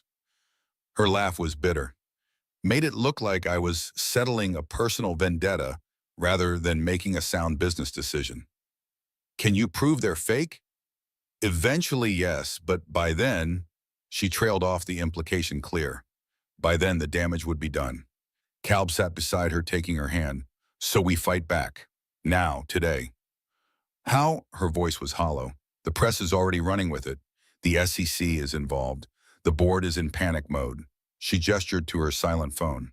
No one's returning my calls, not even people who've known me for 20 years. Then we don't use their channels, Kalb said, an idea forming. We use ours. Harper looked at him questioningly. Frank, he said simply, the same guy who warned me about you. He's got connections to that paper that published my critique of your military contract. The editor owes him for a story they buried last year. Understanding dawned in her eyes. You think they'd run our side? I think they'd love to run a David versus Goliath stories about corporate corruption and the woman fighting against it. He squeezed her hand. And I think it's time the world knew exactly who Victor Sloan is and what he's trying to do to Caldwell Tech. For the first time that day, hope flickered in Harper's eyes. It's risky, could backfire completely. Sometimes you have to tear down to rebuild stronger, he said, thinking of the countless renovation projects he'd tackled. Sometimes the most dangerous move is the only one worth making. She took a deep breath, straightening in her chair. The defeat that had clouded her features began to clear, replaced by the determination he'd first seen in her eyes on that beach. Make the call. By evening, they had a plan. While Harper worked with her legal team to prepare a statement and gather evidence of Victor's fabrications, Kalb contacted Frank. The journalist arrived within the hour, a sharp-eyed woman with a recorder and 20 years of covering corporate malfeasance. So let me get this straight, the journalist said, after hearing their story. Board member tries to oust founder using falsified documents, all to push through a military contract with ethical concerns. Harper nodded. And to stop our veteran training program, Victor sees it as charity, not strategy. The journalist's eyes gleamed. This is front-page material, but I'll need proof. Harper slid a flash drive across the table. Everything I can legally share is on there. The rest will come out in the SEC investigation, which I welcome because it will clear my name. Bold move, the journalist commented. Most people in your position would lawyer up and go silent. I'm not most people, Harper replied, her confidence returning. After the journalist left, Calvin Harper sat alone in the conference room, the city lights twinkling below them as night fell. The worst of the storm had passed, but they both knew the fight was far from over. Come home with me, Kalb said quietly. The kids will be worried. Harper nodded, exhaustion evident in every line of her body. Home, she repeated, as if testing the word. That sounds good right now. The next few days passed in a blur of legal meetings, press statements, and strategy sessions. The article ran, creating exactly the stir they'd hoped for. Public opinion began to shift as Victor's past dealings came under scrutiny. The veteran community rallied around Harper's training center plans, sharing stories of how difficult the transition to civilian work had been. Through it all, they maintained their new normal at Kalb's apartment. Breakfast together, school drop-offs, homework at the kitchen table. It wasn't perfect. Harper still had moments of corporate intensity that felt out of place in his simple home, and Kalb still sometimes felt like an outsider when legal teams and executives called. But it was real. And it was theirs. A week after the story broke, Harper received a call from the board. The emergency meeting had been rescheduled, and this time she was ready. Whatever happens today, she told Kalb as they stood in his living room, the children already at school. I want you to know that this, us, is what matters to me. Not the company, not the title. He straightened her collar, a small gesture of support. I know, but that company is part of you, part of what makes you Harper. So go fight for it. She kissed him deeply, drawing strength from his steadiness. Then she was gone, striding toward the waiting car with the confidence of someone who knew exactly what she was fighting for. Kalb spent the day at the River Creek site working alongside the construction crew, preparing the foundations for the Veterans Center. Physical labor helped clear his mind, gave his hands something to do, besides check his phone every 5 minutes for news. It was nearly sunset when Harper's car pulled up. She stepped out still in her board meeting attire, but her heels were gone, replaced by practical flats. She walked toward him across the dusty lot, and he couldn't read her expression in the fading light. Well, he asked as she reached him. A slow smile spread across her face. Victor's out. Unanimously voted off the board after evidence emerged that he'd been secretly negotiating with our competitors. Her smile widened. And I've been reinstated as chairwoman with full approval for the veteran program and a revised corporate structure that gives me more time for, she gestured between them. This. Relief and joy surged through him. He pulled her into a tight embrace, not caring about the dust on his clothes or the watching construction workers. You did it. We did it, she corrected, pulling back to look at him. I couldn't have fought this without you, Kalb. As they stood there in the gathering dusk, arms around each other on the construction site that represented both their worlds coming together, Kalb felt something settle inside him, a certainty that hadn't been there before. That property of mine, he said suddenly, the land from my commander. Harper looked at him questioningly. What would you think about building there instead of the Malibu house, something that's truly ours from the foundation up? Not yours that became ours, not mine that became ours, just ours. Her eyes widened with understanding, then softened with emotion. I think that sounds perfect. It won't be fancy, he warned. Not at first. I don't need fancy, she said, her voice certain. I just need real.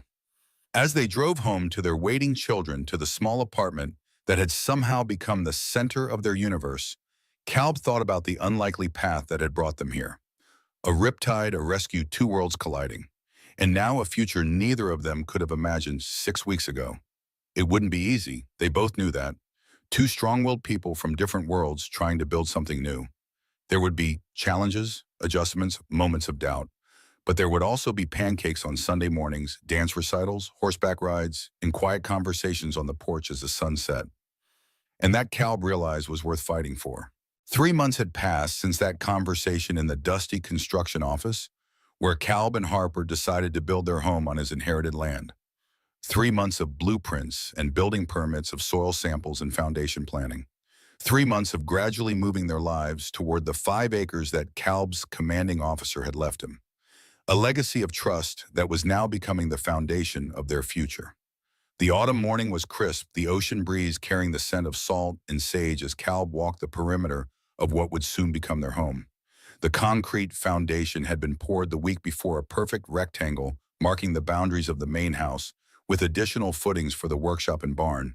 It wasn't much to look at yet, just a slab of gray against the wild coastal landscape. But to Kalb, it was beautiful, the beginning of something real. He heard the crunch of tires on gravel and turned to see Harper's SUV winding up the rough access road they'd carved into the hillside. Gavin and Grace's faces pressed against the windows, eager to see the progress since their last visit.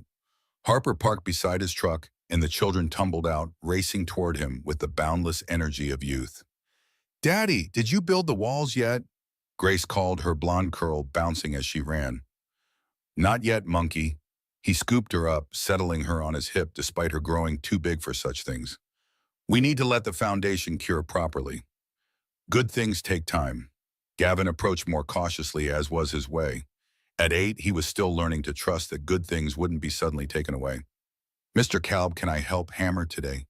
"You said maybe when I'm 8, and I'm 8 now." Kalb ruffled the boy's dark hair. "I did promise that, didn't I? I've got some stakes that need setting. You'll be my official hammer man." The boy's face lit up with pride, and he turned to his mother with newfound urgency. "Mom, I need to get my tool belt, the one Mr. Kalb made me." Harper smiled, reaching into the back of the SUV. Already packed it along with lunch water, sunscreen, and about a dozen other essentials. She handed the small leather tool belt to Gavin, who buckled it around his waist with solemn ceremony. She approached Kalb, leaning in to kiss him softly. "Morning, builder?" "Morning, chairwoman." He smiled against her lips. "How was the early meeting?" "Productive. The Veteran Center's on schedule. First class starts in January." Pride colored her voice, and rightly so. The River Creek project had become the cornerstone of Caldwell Tech's new direction, a training facility for veterans transitioning to civilian careers in construction engineering and technological fields. "Frank called," Kalb said, taking her hand as they walked toward the foundation. "He's bringing the lumber delivery this afternoon. Said he'd stay and help set the floor joists if we need him." "He's warming up to me then."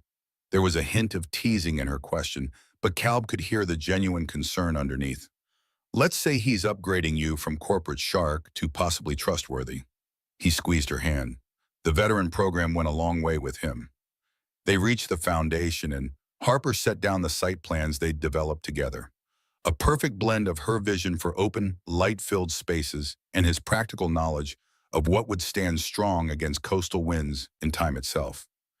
"I still can't believe we're actually doing this," she said, looking out over the ocean view that would soon be framed by the windows of their bedroom.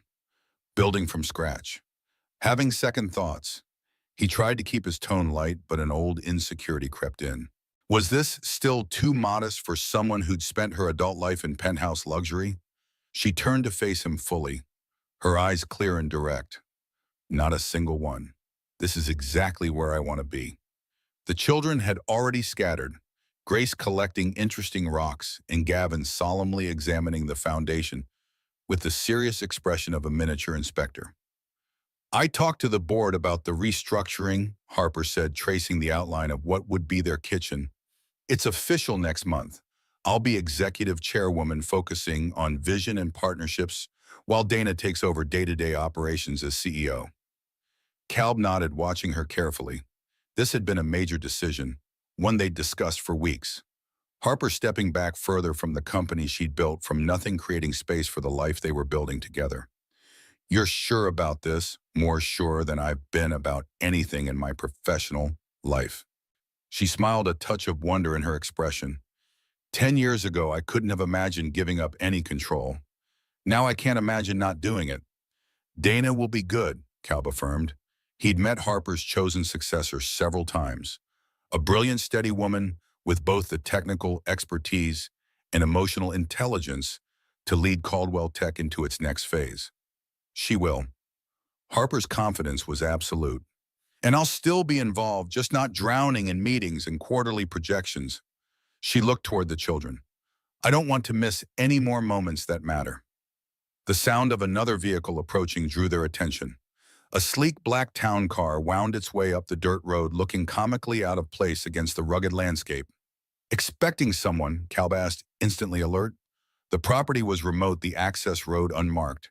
Few people knew they were building here. Harper's brow furrowed. No, that's not one of our regular drivers. The car stopped and the rear door opened to reveal Jennifer Kalb's ex-wife, stepping out with careful precision, her high heels immediately sinking into the soft earth. She wore a tailored dress that suggested a recent increase in financial circumstances, her blonde hair, so like Grace's, styled in an elegant updo. Jennifer Kalb moved forward, confusion and wariness in his stance. What are you doing here? Before she could answer, Grace spotted her. Mommy! The little girl ran toward her mother, rock collection forgotten. Jennifer's face softened as she embraced her daughter, though her eyes remained fixed on Kalb and Harper. Hello, sweetheart. I missed you. How did you find this place? Kalb asked, his voice low as he approached Harper close behind him. Jennifer straightened, keeping one arm around Grace's shoulders. It wasn't difficult. Everyone's talking about Caldwell Tech's chairwoman building some rustic dream home with her contractor boyfriend. The slight pause held volumes of judgment. I thought I should see where my daughter will be spending her time. You could have called, Kalb said, fighting to keep his tone even. Grace was watching, her eyes moving between the adults with the hyper-awareness of a child who'd learned to read emotional undercurrents. I tried, 3 times this week. Jennifer's smile was tight. You seem busy. Harper stepped forward, extending her hand with professional smoothness. I don't believe we formally met. I'm Harper Caldwell. Jennifer took her hand briefly. Jennifer Dawson, though I suppose you already know all about me. Mom, come see my room. Grace tugged at Jennifer's hand. It's not built yet, but Daddy marked it with sticks, and it has the best view, and I'm going to have a window seat and... Why don't you show your mom around, Grace? Kalb suggested, recognizing the need to give the situation some space. Gavin can help you point out where everything will be. As Grace led Jennifer away, chattering excitedly, Gavin trailing behind with solemn curiosity, Kalb turned to Harper. I'm sorry, I had no idea she'd show up. Don't apologize. Harper's voice was calm, though he could see the tension in her shoulders. She's Grace's mother. She has every right to see where her daughter will live. She hasn't shown this much interest in months. Something's off. Kalb watched as Jennifer picked her way across the foundation, nodding at Grace's enthusiastic descriptions while studying the surroundings with critical eyes. Maybe seeing our names in the papers triggered something, Harper suggested. The story of their relationship had made the rounds after the Victor Sloan incident, the CEO and the former SEAL building a blended family and a new approach to business. The press had latched onto the narrative with unexpected enthusiasm. Jennifer and the children made their way back toward them, Jennifer's expression a careful neutral. It's quite a project, she said, glancing around at the undeveloped land. When will it be finished? 6 months for the main house, Kalb answered. The outbuildings will come later. 6 months, Jennifer repeated, raising a perfectly shaped eyebrow. And until then, Grace is living in your apartment. We split time between Kalb's place and mine, Harper said smoothly. The children each have their own rooms in both homes. Jennifer nodded, then turned to Kalb. I need to speak with you, privately. Harper took the cue immediately. Kids who wants to help me unpack lunch, I brought those special sandwiches you like, Gavin. As Harper led the children toward the SUV, Kalb faced his ex-wife. What's this about Jen? I'm getting married, she said without preamble. Richard Winters. He's a partner at Meridian Capital. Kalb blinked, processing the information. Jennifer had never mentioned a serious relationship during their custody exchanges or phone calls about Grace. "Congratulations," he said, finally unsure what else to offer. "We're moving to the New York office in 3 weeks." Now he understood. "And Grace," Jennifer's chin lifted slightly, "I want her to come with us. It's a wonderful opportunity for her. Private schools, cultural experiences, a stable home with 2 parents." "She has a stable home," Kalb said, his voice low but firm, "and she will have 2 parents here. 4 adults who love her, counting Gavin's father." "A construction site is hardly stable," Jennifer countered, gesturing to the raw foundation. "And while I'm sure Miss Caldwell is accomplished, Grace needs her mother. The mother who disappeared for 3 months last year." The words escaped before he could stop them, sharper than intended. Pain flickered across Jennifer's face, quickly masked. "I was figuring things out, getting myself together." She smoothed her already perfect hair. "And I have. Richard is good for me. Stable. Established. The kind of partner who makes me want to be a better mother." Kalb softened slightly. Despite everything, Jennifer did love Grace. In her way. "I'm glad you found that, Jen. But Grace's home is here. Her school, her friends, her life. She can make new friends, better schools in New York." Kalb. "And what about every other weekend?" he asked, referencing their current custody arrangement. "You expect me to fly to New York twice a month?" Jennifer hesitated. "Richard thinks it might be better if visits were less frequent. Holidays, summer breaks. It would give Grace more stability." Anger flashed through Kalb, hot and protective. "Not happening. I'm her father. I've been the constant in her life since the day she was born, and I'm not becoming some holiday relative she barely knows." "I have a right to raise my daughter," Jennifer said, her voice hardening. "So do I." Kalb took a deep breath, centering himself. "We have a court-ordered arrangement, Jen. You can't just take her across the country. Courts can reconsider based on changed circumstances." Jennifer's gaze moved meaningfully to Harper and the children in the distance. "Your circumstances have certainly changed." The implication was clear. She was prepared to fight. "Don't do this," Kalb said quietly. "Not to Grace. She's happy here. Settled. Finally adjusting after your disappearing act last year." Jennifer's composure cracked slightly. "You think I don't know that? You think I don't see how she looks at Harper, how quickly she's attached to this ready-made family you've created?" Her voice caught. "But I'm still her mother, Kalb, and I need to be part of her life, her real, everyday life, not just a voice on the phone or a weekend visit." Understanding dawned slowly. This wasn't just about control or lifestyle. This was about fear. Jennifer's fear of being replaced, of losing her daughter's love. "Then stay," Kalb said simply. "Don't move to New York. Build your life here where Grace is. Be the everyday mother you want to be. Richard's position is a job. Grace is your daughter." Kalb's voice was gentle but firm. "If he loves you, he'll understand that. If he doesn't, is he really the partner you think he is?"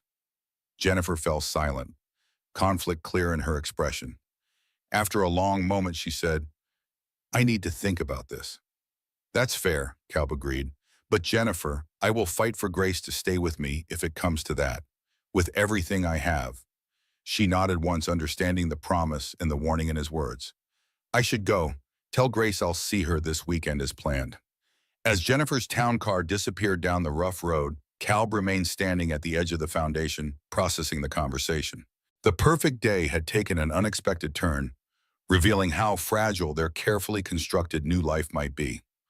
Harper approached, cautiously concerned, etched on her face. "Everything okay?" "Jennifer's getting married," Kalb said, turning to face her. "Wants to move Grace to New York." Harper's intake of breath was sharp. "She can't just do that. She's going to Trio." He ran a hand through his short hair. "Says courts reconsider custody arrangements when circumstances change, like when a dad starts building a house with his CEO girlfriend. I'll get our lawyers on it immediately." Harper said, the problem solver in her immediately activating. "We'll fight this, Kalb. We'll—" "Hey," he took her hands in his. "One step at a time. She said she needs to think about it. Maybe she'll realize taking Grace from her home isn't the answer." Harper didn't look convinced. "And if she doesn't, then we deal with it together." He squeezed her hands. like we have everything else. They stood there for a moment, the wind lifting Harper's hair, the sun warm on their shoulders. In the distance, Grace and Gavin were arranging rocks in intricate patterns along what would someday be a garden path. "I'm sorry," Harper said quietly. "I never thought about how our relationship might complicate things with Jennifer." "This isn't on you." "Oh," Calb said firmly.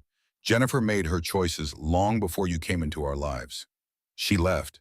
Multiple times. She doesn't get to rewrite that history now." Harper nodded, but he could see she was troubled. "Still, I don't want to be the reason Grace loses her mother." "You won't be. We'll figure this out." He looked at the foundation stretching before them, solid and waiting. "We're building something that will last, Harper. Not just a house, Dress." She followed his gaze, drawing strength from the concrete evidence of their commitment. "One problem at a time," she agreed. "Today we focus on floor joists. Tomorrow, custody lawyers." The weeks that followed brought a flurry of activity. Construction on the house proceeded steadily, the frame rising against the coastal sky like the skeleton of a dream taking physical form. Each weekend, the four of them would drive out to the property, Calb and Harper, working alongside the small crew he'd assembled, while the children explored the increasingly defined spaces of what would be their home. "This is where my bed will go," Grace would declare, standing in the center of her framed-out room. "And here's where my bookshelf will be, and here's my special corner for treasures." Gavin, ever practical, had created detailed drawings of his room layout, complete with measurements for his desk and the telescope Harper had promised for his upcoming birthday. "I'll be able to see 3 constellations from my window," he'd explain to anyone who would listen. "And maybe satellites too." Between construction days, Harper navigated the complexities of her company's restructuring. Dana's transition to CEO was proceeding smoothly, allowing Harper to focus on the strategic partnerships and vision that energized her while stepping back from the day-to-day operations that had consumed her life for so long. And beneath it all ran the undercurrent of Jennifer's ultimatum. Despite Calb's hopes that she would reconsider, his ex-wife had filed formal paperwork requesting a custody modification that would allow her to relocate Grace to New York. The court date was set for 3 weeks away, a ticking clock hanging over their carefully constructed new life. Harper had made the tissue offer as suggested, presenting Jennifer with a position in Caldwell Tech's marketing division that would provide the career advancement she sought without requiring relocation. Jennifer had been surprised by the gesture, but ultimately non-committal, stating she needed to discuss it with Richard. "At least she's considering it," Harper had said afterward, trying to find optimism in the situation. "Maybe Calb had responded, less convinced. He knew Jennifer well enough to recognize when she was set on a course. The question was whether Richard's influence in the New York opportunity outweighed her connection to Grace. On a crisp October morning, 2 weeks before the court date, Calb stood in what would soon be their kitchen, discussing window placement with the glazier when his phone rang. Jennifer's name flashed on the screen. "I need to take this," he said to the worker stepping outside where the ocean breeze carried the scent of salt and new lumber. "Jennifer." "I've been doing a lot of thinking," she said without preamble. "About Grace, about New York." Calb braced himself, and there was a long pause. "Richard and I are staying in California." Relief crashed through him like a wave. "What changed your mind?" "Grace, mostly," Jennifer admitted, her voice softer than usual. "I visited her school yesterday, watched her with her friends at recess, saw how rooted she is here." Another pause. "And I went to your building site." "You did?" Calb was surprised. Jennifer hadn't mentioned another visit. "Harper gave me a tour, showed me Grace's room, the plans for the garden, the studio space she's creating for art projects." Jennifer's voice held a reluctant respect. "She's really thought about what Grace needs, what she loves." "Harper cares about her," Calb said simply, "about both kids." "I can see that," Jennifer sighed. Richard wasn't thrilled about declining the New York position, but he agreed that Grace's well-being comes first. "And the job Harper offered, it's actually perfect for my background." Calb closed his eyes briefly, gratitude washing over him. "Thank you, Jen, for putting Grace first." "Yeah, and I'm still her mother," Jennifer said, a hint of her old defensiveness returning. "I want to be more involved going forward. Regular dinners, school events, normal mom things." "Of course," he agreed readily. "That's what Grace needs. both her parents present and consistent. And I want you to know, Jennifer added, her voice gaining determination, I'm not giving up any custody rights. I'm still entitled to my weekends and holidays. I wouldn't expect otherwise. After ending the call, Calb stood for a long moment looking out over the property. The house was taking shape beautifully. Roof trusses in place, exterior walls frame windows, soon to be installed. In the distance, the foundation for his workshop had been poured in the barn's location marked out with stakes and string. He pulled out his phone again, dialing Harper. Jennifer called, he said when she answered. They're staying in California. She's taking the job. Harper's relief was audible. Thank God. She mentioned you gave her a tour of the house, Calb said. You didn't tell me you'd seen her again. I wanted to show her that this isn't just some impulsive project, Harper explained, that we're building a real home for Grace, for all of us. I thought seeing it might help her understand. It did. Calb shook his head in amazement. I don't know many people who would go out of their way to help their partner's ex-wife feel comfortable. I didn't do it for Jennifer, Harper said simply. I did it for Grace and for us. Our family deserves the chance to build something without that cloud hanging over us. Our family. The words settled in Calb's chest with a warm certainty. Have I told you lately that I love you, he asked, watching a pair of gulls circle overhead. Not since breakfast, she teased. But I'll take a rain check. I'm heading into a meeting with Dana and the board. Dinner tonight, just the two of us. Frank offered to take the kids for pizza and a movie. Perfect. I'll be home by 7. Home. Their temporary arrangement had become home so naturally neither of them marked the transition. Whether at Calb's apartment or Harper's penthouse, where they were together, had become more important than the space itself.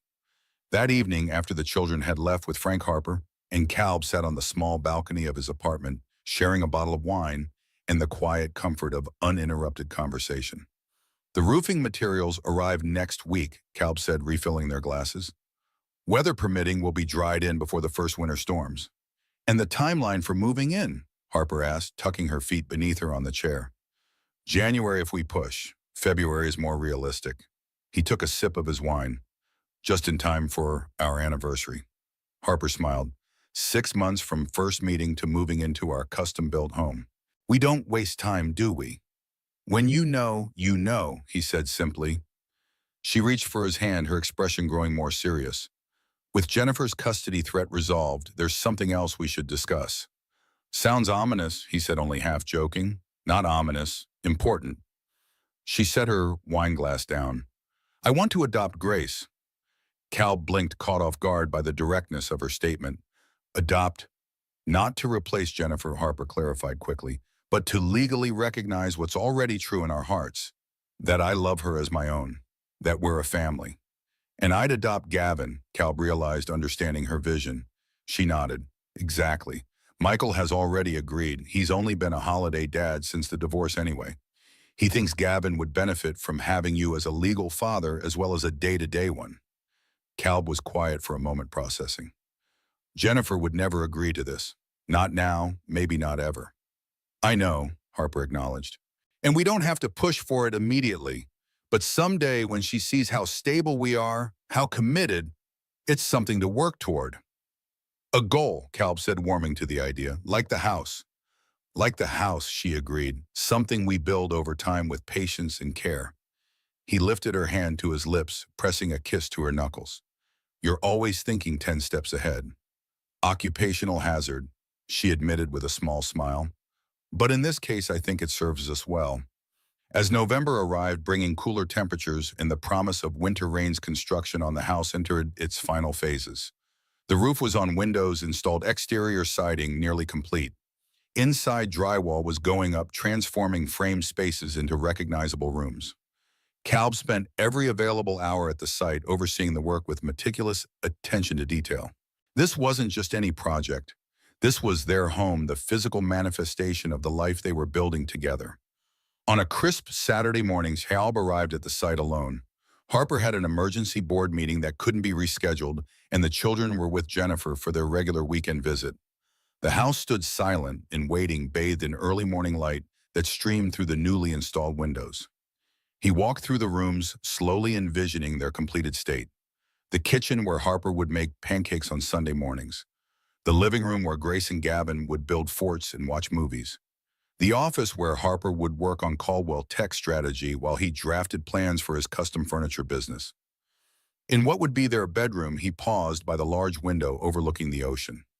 The glass had been installed just yesterday, a special order with enhanced insulation against coastal storms. The view was everything they'd hoped for. Waves breaking against cliff's horizon, stretching infinitely blue, a perfect balance of wild nature and secure shelter. This was the moment he'd been waiting for. The house had progressed enough to implement the surprise he'd been planning for weeks. From his truck, he retrieved the wooden box he'd crafted in secret late at night in his apartment workshop. Inside nested a smaller box, and within that, something more precious still. With careful precision, he began his work. Hours later, he heard Harper's car approaching, tires crunching on the gravel drive they'd laid the previous weekend. He took a deep breath, checking his handiwork one last time before going to meet her. She stepped out of the car looking tired, but satisfied. Board meeting successful. Very. Dana handled the quarterly projections like a pro. She glanced around, noticing the quiet. "Where is everyone?" "I gave the crew the day off," he said, taking her hand. "Thought we deserved some time alone in our almost home." Harper followed him inside, commenting on the progress since her last visit. The drywall gave a new dimension to the rooms, making the abstract concept of home suddenly tangibly real. "It's really happening," she said, trailing her fingers along a freshly framed doorway. "In a few weeks, this will be where we live." "Come see the bedroom," he suggested, leading her through the house. "The windows were installed yesterday." As they entered the master suite, Harper gasped softly. The afternoon sun streamed through the large windows, illuminating the space with golden light. The ocean stretched beyond waves, catching the sunlight in flashes of diamond brilliance. "It's perfect," she whispered, moving toward the window. "Even better than I imagined." Calb watched her heart pounding. "There's something else. Look down." Harper glanced down, then stilled. On the window ledge sat the wooden box he'd crafted, its lid open to reveal the smaller box nested inside. With careful hands, she lifted the inner box, opening it to reveal a platinum ring with a single diamond that caught the sunlight, throwing rainbows across the bare walls. "Calb." She turned to find him watching her, vulnerability and certainty mingling in his expression. "You asked me once," he said softly. "Now it's my turn. Harper Caldwell, will you marry me? Not because it's practical or logical or good for the kids, though it is all those things, but because I love you more than I thought possible. Because I want to build a life with you in this house, on this foundation, for as long as we both have." Tears filled her eyes, catching the light like the diamond in her hand. "Yes," she whispered, "yes to all of it." He slipped the ring onto her finger, a perfect fit, just as he'd planned. "I had help measuring," he admitted. "Grace has been secretly trying your rings on for weeks." Harper laughed through her tears. "Sneaky, I like it." They stood together at the window, her head on his shoulder, his arm around her waist, watching the ocean beyond. Their home was taking shape around them, solid and real, just as their love had built from an unexpected rescue into something enduring. "January," Calb said after a comfortable silence. "We'll be moved in by January and married by spring."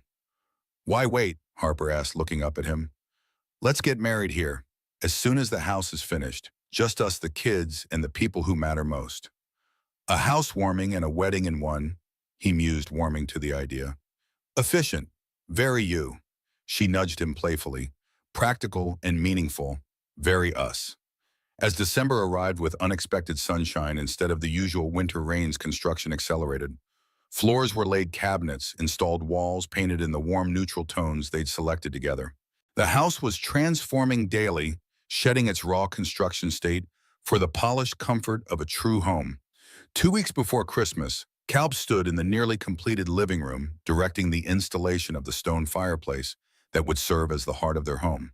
Harper was due to arrive any minute, with the children bringing lunch for the workers and the special tile they'd selected for the kitchen backsplash.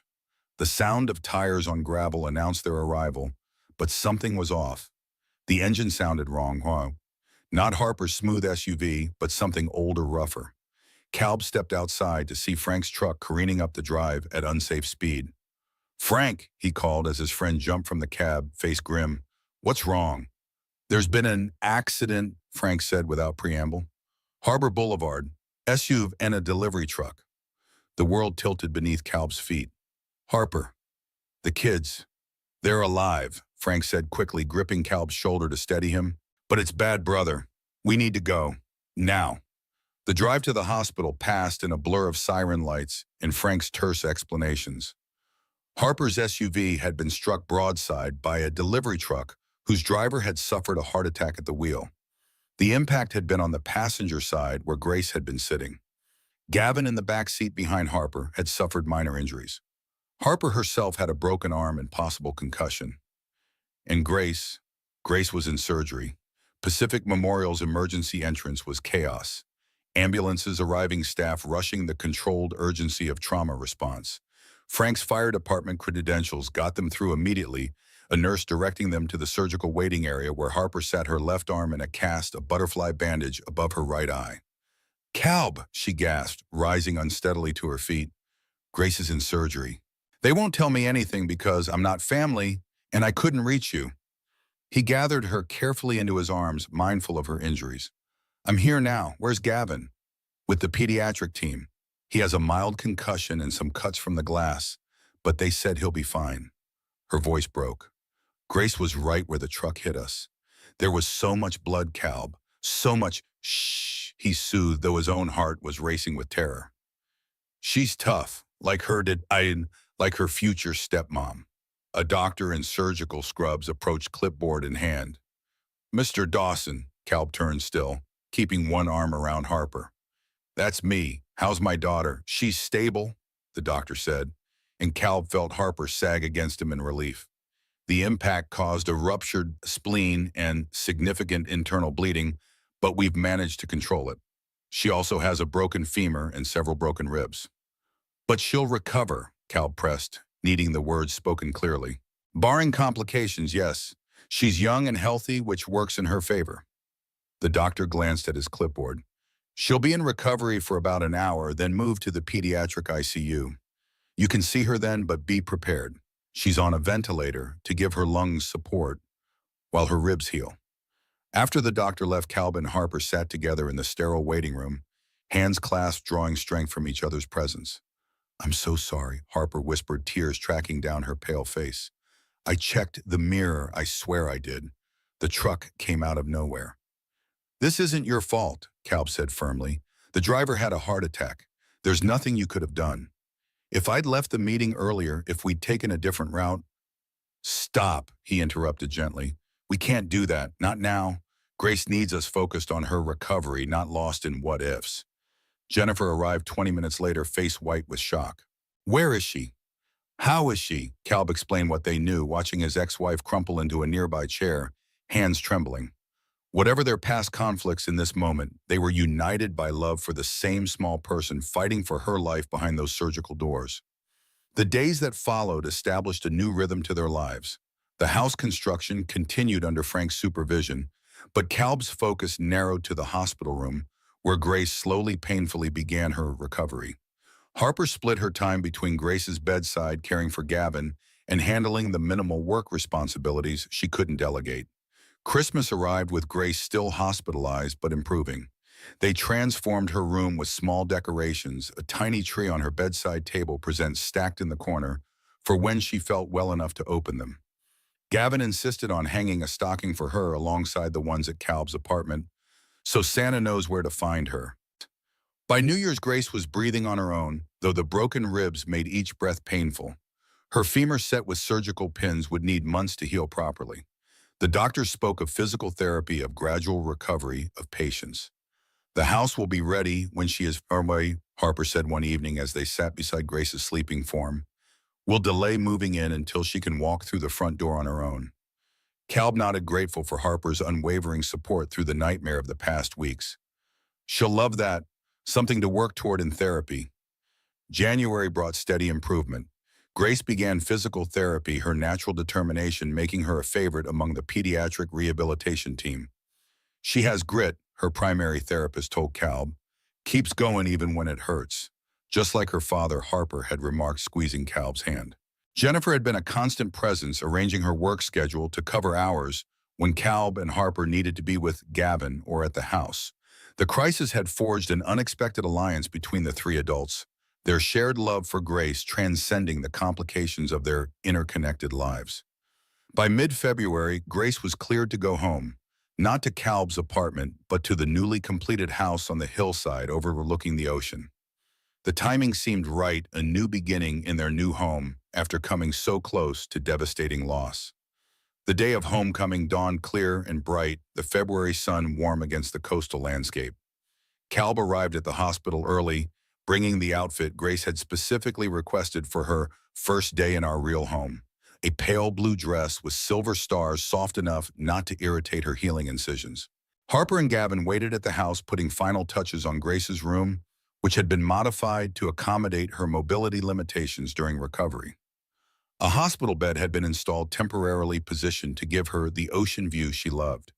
Her favorite toys and books were arranged within easy reach. Everything designed for healing, for comfort, for love.